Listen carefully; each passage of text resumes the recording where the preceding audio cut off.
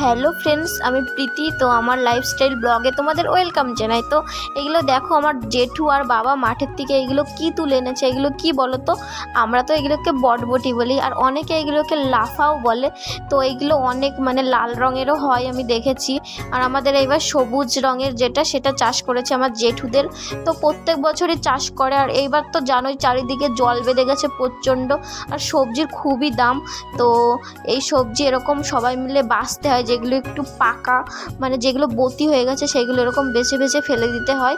তো ভালো ভালো যেগুলো সেগুলো নিয়েই বাজারে যায়, আর বাজারে পাইকারি দামে এগুলো বিক্রি করা হয়।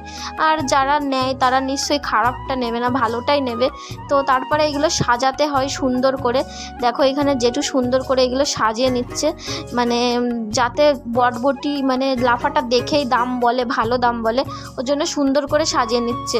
তো এই যে এইভাবে সাজিয়ে নিচ্ছে একের পর এক। আর তোমাদের কার কার এরকম সবজি চাষ করেছো বাড়িতে বা মাঠে, অবশ্যই কমেন্টে জানিও। আর তোমরা কিন্তু কেউ একটু লাইক দিচ্ছ না আমার ভিডিওতে। আর এখানে জিৎ দেখো কেমন টোটোয় বসে আছে। আর এই যে আমাদের সবজি এই লাফাগুলো সব বটবটি টোটোতে তোলা হয়ে গেছে, এগুলো এখন বেচার জন্য নিয়ে যাওয়া হবে। তো টাটা।